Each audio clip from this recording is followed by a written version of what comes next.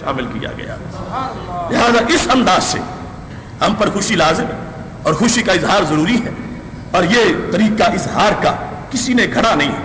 یہ کسی بادشاہ کا بنایا ہوا طریقہ نہیں ہے. سب سے پہلے ہولی پرافٹ کے جو فالوورز تھے مسجد نبوی شریف کے اندر, انہوں نے اس بزم کا انعقاد کیا ہے.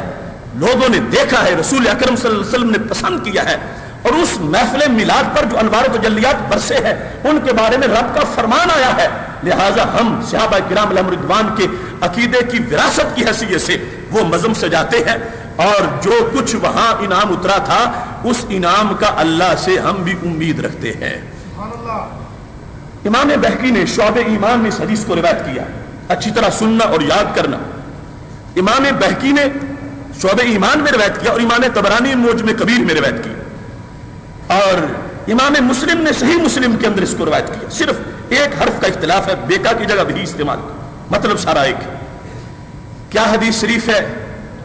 نبی اکرم نور مجسم شفیع معظم صلی اللہ علیہ وسلم مسجد نبوی شریف میں داخل ہوئے تو جلسہ جاری تھا. پوچھا ما اجلسکم, میرے صحابہ یہ جلسہ کیسا ہے, اجتماع کیسا ہے, گیدرنگ کا مقصد کیا ہے,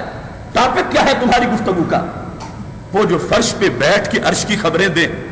اپنی مسجد کے اجتماع سے ناواقف نہیں تھے. انہوں نے اس لیے پوچھا تھا کہ آج میرے صحابہ جو مجھے جواب دیں گے وہ کل ہانگ کانگ کی کالون مسجد میں بیٹھنے والے بھی پوچھنے والوں کو جواب دے دیں گے. ورنہ ہمارے نبی علیہ السلام کی نگاہ تو عرش سے پار تک جاتی ہے. صحیح بخاری شریف میں ہے, جب حضرت حارثہ رضی اللہ تعالیٰ عنہ شہید ہو گئے تھے تو ان کی امی آ گئیں اور کہنے لگیں یا رسول اللہ صلی اللہ علیہ وسلم, حارثہ میرا لاڈلا بیٹا تھا شہید ہو گیا ہے, اگر جنت میں پہنچ گیا ہے پھر تو صبر کرتی ہوں, اور اگر جنت میں نہیں پہنچا تو مجھے رونے کی تو اجازت دے. تو ہمارے نبی علیہ السلام نے یہ نہیں کہا حارثہ کی امی کوئی نبوت سے ریلیٹڈ کویسچن کرو, کوئی نماز کا مسئلہ پوچھو, یہ تو غیب کی باتیں پوچھ رہی ہو. تمہارا بیٹا ہم نے مٹی میں دفن کیا, میں کیا جانوں وہ کہاں پہنچا ہے. ہرگز ان کو جھڑکی نہیں دی اور کسی کا انتظار بھی نہیں کیا, برجستہ بولے, فرمایا انہا لجنان وان ابنک اصاب الفردوس الاعلی. حارثہ کی امی تم ایک جنت کی بات کرتی ہو,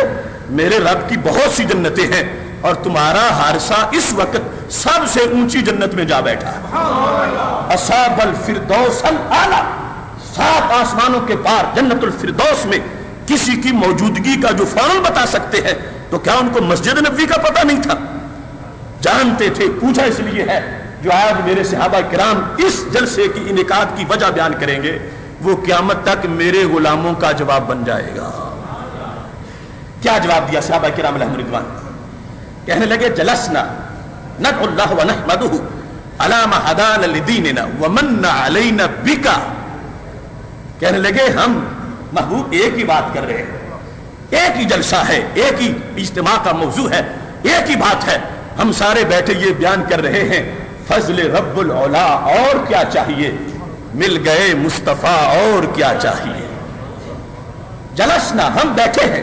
نب اللہ خدا کو پکار رہے ہیں, ونحمدہ اس کی تعریف کر رہے ہیں, کس بنیاد پر؟ علی ما ہدانا لدیننا ومن علینا بکا, جو تمہیں بھیج کر اللہ نے ہم پہ احسان کیا ہے اور دین کی ہدایت دی ہے,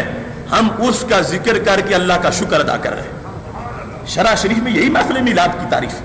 اور یہی عید میلاد ہے کہ بیٹھ کر نبی اکرم صلی اللہ علیہ وسلم کی آمد کا ذکر کر کے اللہ کا شکر ادا کرنا. اے اللہ اگر وہ نہ ہوتے تو ہم کہاں ہوتے,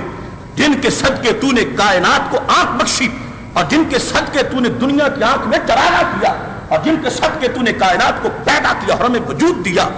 ہم ان کی آمد کا شکر ادا کر کے اور جو ان کے صدقے ہم پہ کرم ہوا ہے ہم اس کو ذکر کر کے تیرا شکر ادا کر رہے ہیں. یہ محفل میلاد ہے اور اس کا اجتماع مسجد نبوی میں ہوا ہے اور صحابہ کرام علیہم رضوان نے اس کا انعقاد کیا ہے اور بتا رہے تھے من علینا بکا, محبوب جو تمہارے صدقے ہم پہ کرم ہوا. ہمیں کوئی جانتا نہیں تھا, کوئی پوچھتا نہیں تھا, ہماری کوئی حیثیت نہیں تھی, ہمیں محلے میں کوئی سلام نہیں کہتا تھا, اب عرش سے ہمارے نام سلام آتے ہیں. اب بلال زمین پہ چلے تو قدموں کی یہاں جنت بریمہ سنائی دیتی ہے. ہم صراط مستقیم سے کوسوں دور بھٹک رہے تھے, ہماری کوئی حیثیت نہیں تھی, اب صراط مستقیم کا تعارف ہمارے ناموں سے کروایا جاتا ہے. اب اس کو صدیق و عمر کا راستہ کہا جاتا ہے. جب تک نہ بکے تھے کوئی پوچھتا نہیں تھا, تم نے خرید کے ہمیں انمول کر دیا. یا رسول اللہ صلی اللہ علیہ وسلم جو تمہارے صدقے تمہاری آمد سے ہم پریشان ہوا ہے ہم اس کو یاد کر کے اللہ کا شکر ادا کر رہے ہیں. جس وقت یہ جواب رسول اکرم صلی اللہ علیہ وسلم نے سن لیا ہے تو اس پر آپ نے یہ تبصرہ نہیں کیا کہ میرے صحابہ تم نے تو ٹائم ویسٹ کیا, اچھا تھا تم میدان جہاد میں ہوتے, اچھا تھا تم میدان تبلیغ میں ہوتے,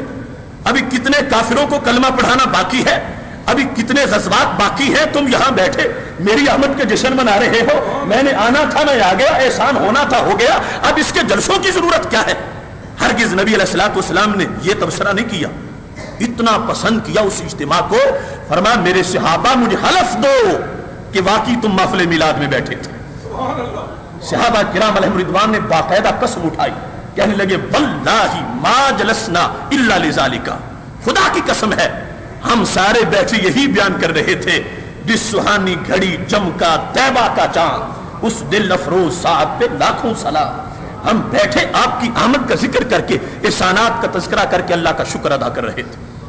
جس وقت نبی اکرم صلی اللہ علیہ وسلم نے یہ حلف سن لیا, اب آج کسی نے اعتراض کرنا تھا تم تو کہتے ہو کہ وہ دل کی باتیں بھی جانتے ہیں, تو اگر جانتے تھے تو حلف کیوں لے رہے تھے. تو میرے نبی علیہ السلام نے اس دن جواب دیا, تیری نظر خارزار شب میں گلاب تحریر کر چکی تھی, اجاڑ نیندوں کے خواب میں انقلاب تحریر کر چکی تھی, میرے ذہن کے فلک پر جو سوال چمکے تو میں نے دیکھا تیرے زمانے کی خاک ان کے جواب تحریر کر چکی تھی. فرمانے لگے میرے صحابہ لم استحلفکم تہمہ, میں نے حلف شک کی وجہ سے نہیں لیا,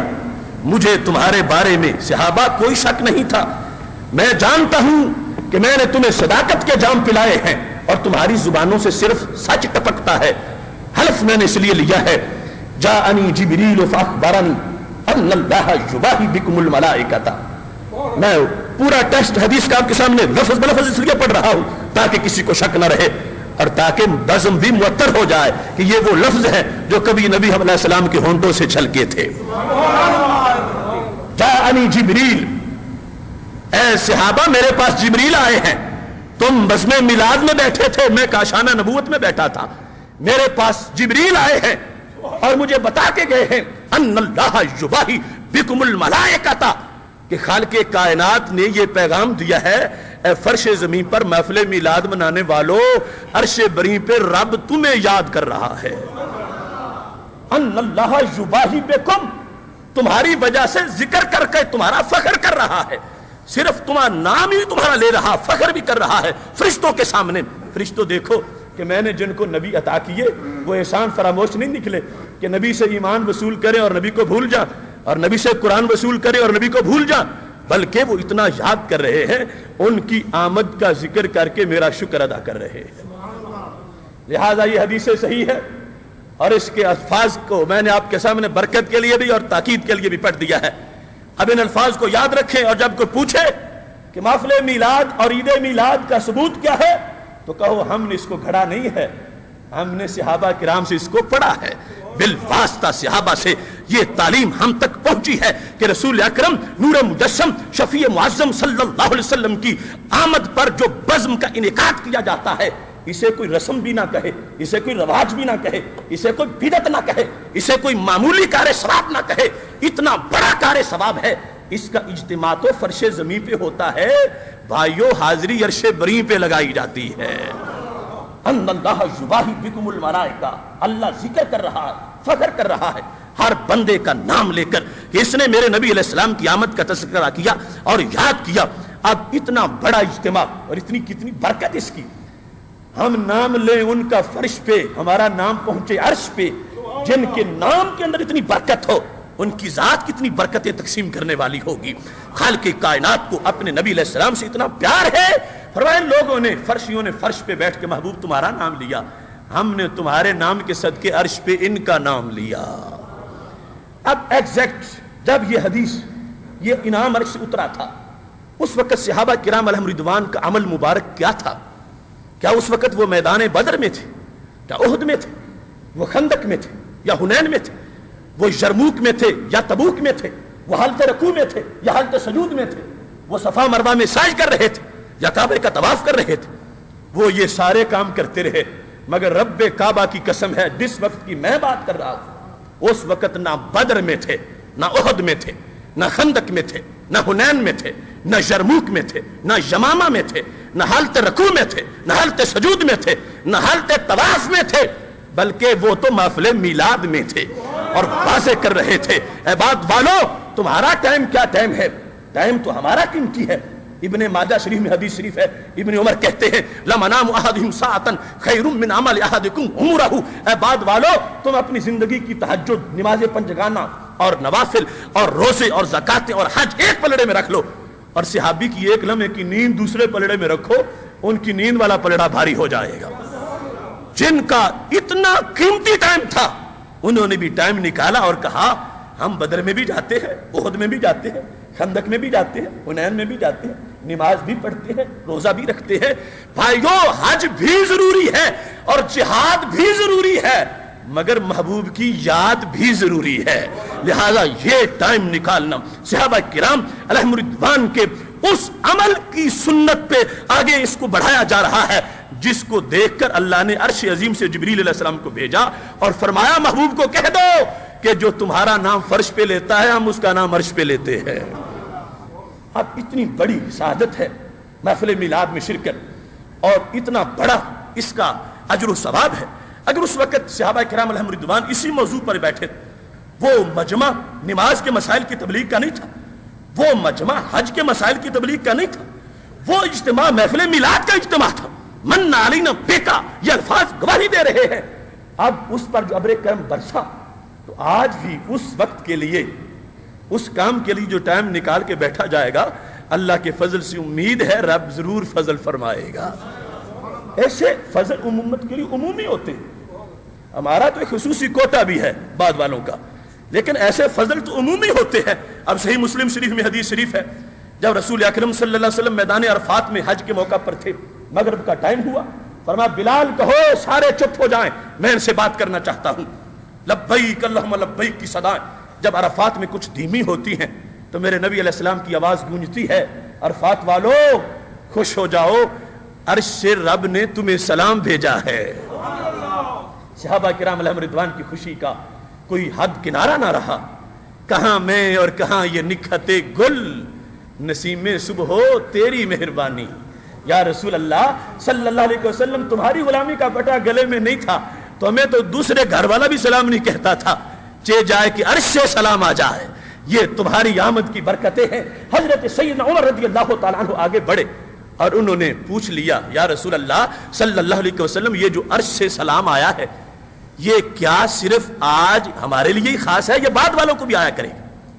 تو کتنا عظیم ان کا فیت ہے سیدنا عمر فاروق رضی اللہ تعالیٰ عنہ کا کہ ہم اس نبی کی امتی نہیں کہ جس کو کل کا بھی پتہ نہ ہو، انہیں خبر ہے کہ ہم پوچھیں گے تو یہ قیامت تک کی خبر بھی بتائیں گے، بعد کی بھی بتا دیں گے۔ کیا یہ ہمارے ساتھ خاص ہے یا بعد والوں کو بھی یہ ثواب ملا کرے گا؟ تو میرے نبی علیہ السلام نے فرمایا عمر آج تمہیں بھی سلام آیا ہے اور قیامت تک جو بندہ یہ کام کرے گا اسے بھی سلام آئے گا۔ اس واسطے آج ہم اس حدیث کی روشنی میں یہ امید کر سکتے ہیں اگر اس وقت مسجد نبوی شریف میں اس اجتماع پر رحمتوں کی وہ بدلی چھائی تھی اور ابر کرم برسا تھا تو آج بھی صرف خلوص کے ساتھ وہی تصور اسی فوکس میں جس وقت ہم بیٹھے ہیں کہ نبی علیہ السلام کی تعریف و توصیف اور آمد کا ذکر کر کے ولادت اور عید میلاد کے تذکرے کر کے جب ریا کے بغیر خوشی کا اظہار کر رہے ہیں، یقیناً خالق کائنات کا کرم سب کی جھولیوں کو معمور کر